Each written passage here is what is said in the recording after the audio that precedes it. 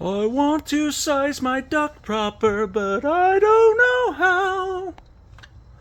I had good intentions. I don't know how to size duct, and I don't know how.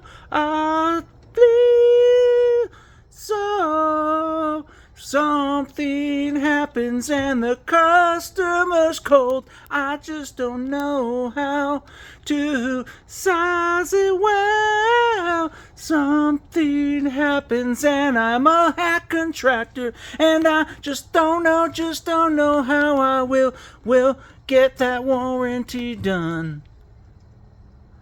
Dun dun dun dun dun dun dun dun dun dun. And I suck at HVAC. Oh.